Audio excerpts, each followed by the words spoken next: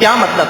یعنی شیطانی رستہ ہے یہ فحاشی، یہ عریانی، یہ سارے شیطانی رستے ہیں۔ پھر آگے فرمایا وَمَن يَتَّبِعْ خُطُوَاتِ الشَّيْطَانِ، جو شیطان کی اتباع کرتا ہے فَإِنَّهُ يَأْمُرُ بِالْفَحْشَاءِ، تو شیطان بے شک اس کو فحاشی، عریانی اور اس طریقے کی گندگی کا حکم دیتا ہے۔ یعنی یہ شیطانی رستہ ہے جو آج کل لوگ کر رہے ہیں۔ والمنکر، اور گناہ کا کام ہے وَلَوْلَا فَضْلُ اللَّهِ عَلَيْكُمْ وَرَحْمَتُهُ، اور اگر اللہ کے فضل اور اللہ کی رحمت تم پر نہ ہوتی مَا زَكَىٰ مِنكُم مِّنْ أَحَدٍ أَبَدًا، تم میں سے آج تک کوئی ایک بندہ بھی پاک نہیں ہو سکتا، یعنی سارے کے سارے پلید ہوتے۔ یہ تو اللہ کا فضل ہے کہ اللہ نے تم لوگوں کو پاک رکھا ہوا ہے، کبھی گناہوں سے پاک کر دیتا ہے تو کبھی روحانی طور پر تم لوگوں کو پاک کر دیتا ہے۔ یہ اللہ کا فضل اور فرمایا اللہ کی رحمت ہے۔ وَلَٰكِنَّ اللَّهَ، اور لیکن اللہ یزکی من یشاء، اللہ جسے چاہتا ہے اسے پاک کرتا ہے۔ واللہ سمیع علیم، بے شک اللہ سننے والا اور جاننے والا ہے۔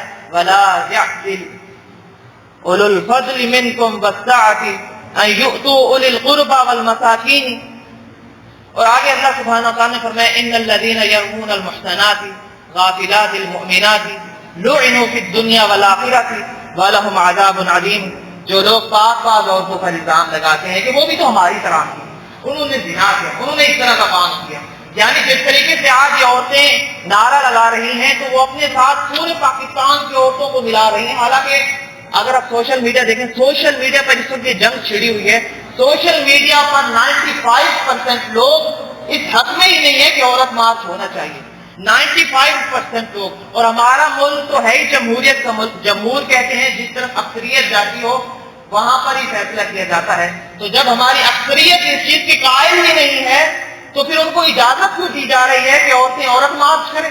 صرف 5% کی وجہ سے، 5% لوگوں کی وجہ سے آپ 95% لوگوں کو کیوں قربانی کا بکرا بنا رہے ہیں؟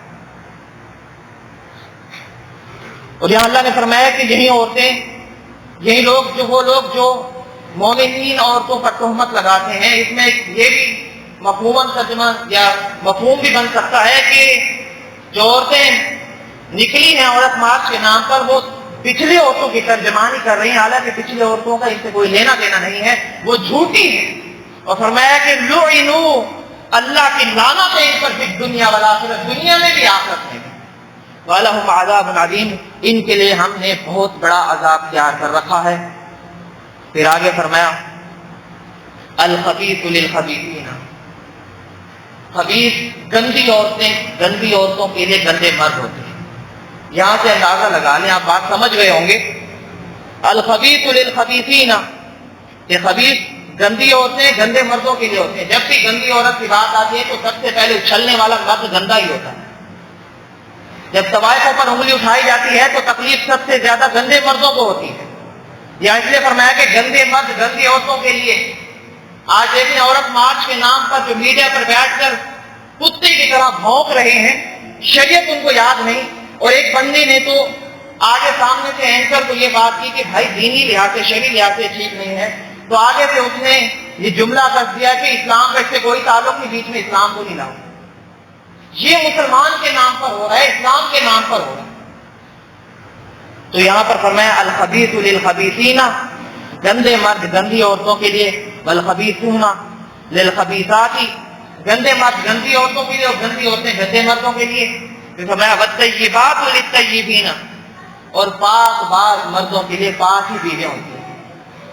والطیبون للطیبات، اور اسی طریقے سے پاک عورتوں کے لیے پاک مرد ہوتے ہیں، پاک مردوں کے لیے پاک عورتیں ہوتی ہیں۔ مبرؤون مما یقولون لہم مغفرۃ ورزق کریم، ان سے برات کر دیں، آپ بری ہیں ان سے۔ کس چیز سے؟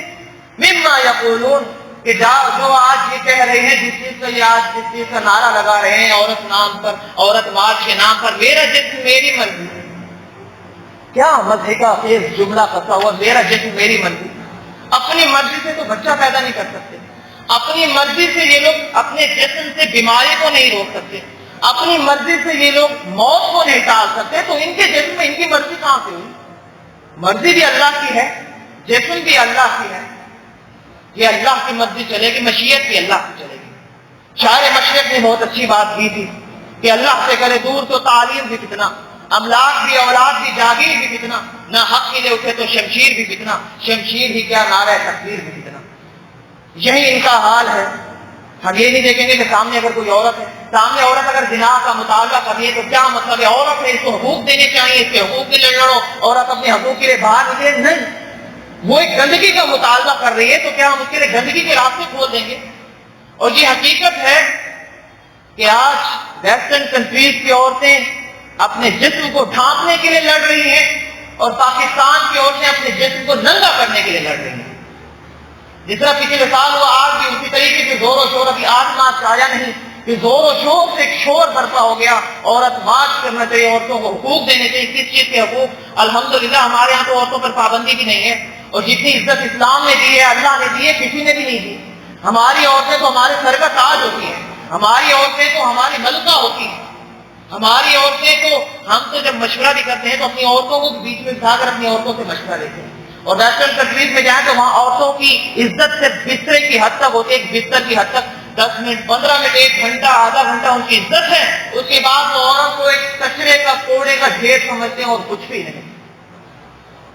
اور ہم اپنے آپ کو مسلمان کہلانے والے، آج ہمارا یہ حال ہے۔ اور علامہ اقبال نے کہا تھا کہ گونگی ہو گئی آج کچھ زباں کہتے کہتے، ہچکچا گیا میں خود کو مسلمان کہتے کہتے۔ بات یہ نہیں کہ مجھ کو رب پر یقین نہیں، بس ڈر گیا میں خود کو صاحب ایمان کہتے کہتے۔ توفیق نہ ہوئی مجھ کو ایک وقت کی نماز کی، اور چپ ہوا مؤذن اذان کہتے کہتے۔ کسی کافر نے جو پوچھا کہ کیا ہے یہ مہینہ، شرم سے ہاتھ سے پانی گر گیا رمضان کہتے کہتے۔ میری الماری میں گرد سے اچھی کتاب کو جو پوچھا، میں گڑ گیا زمین میں قرآن کہتے کہتے۔ یوں لگا جیسے وہ چپ ہو گیا اقبال، جیسے وہ مجھے حیوان کہہ رک گیا کہتے حیوان کہتے کہتے۔ تو آج مسلمانوں کا یہی حال ہے کہ ہم خود کو مومن اللہ رسول کے محبت کے دعوے دار ہیں، لیکن حال یہ ہے، اور نبی کریم صلی اللہ علیہ وسلم نے بالکل صحیح فرمایا تھا کہ میری امت پر وہ وقت آئے گا کہ جس طرح یہود و نصارہ، جس طرح یہودیوں نے کام کیا، میری امت سے اسی رستے پہ چلے گی۔ فرمایا کہ اگر کسی یہودی نے، کسی عیسائی نے اپنی ماں کے ساتھ اپنا منہ کالا کیا تو فرمایا میری امت میں بھی ایسے لوگ ہوں گے جیسا کریں گے۔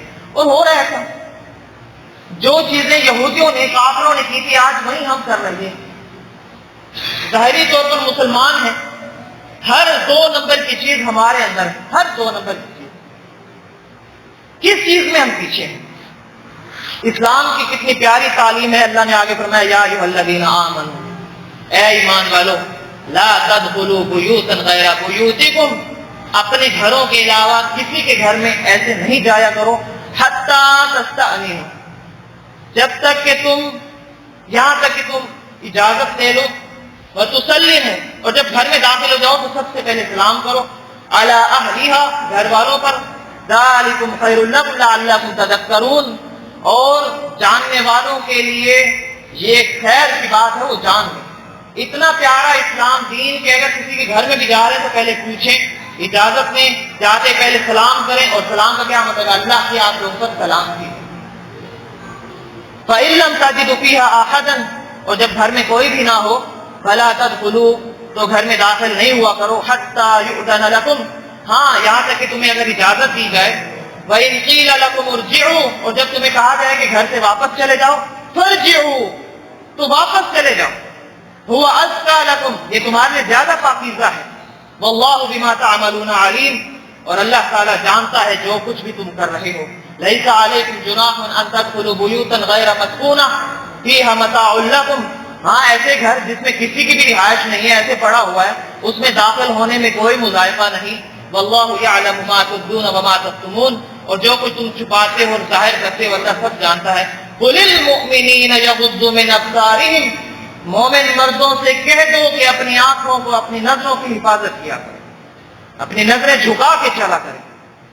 اور آگے فرمایا وَيَحْفَظُوا فُرُوجَهُمْ، اور مومن مردوں سے کہہ دو کہ اپنی شرمگاہوں کی حفاظت کریں۔ ذَلِكَ أَزْكَىٰ لَهُمْ، یہ ان کے لیے زیادہ پاکیزہ ہے۔ ان اللہ خبیر بما یصنعون، تم جو کچھ کر رہے ہو اللہ تعالیٰ سب کام سے تمہارے باخبر ہے۔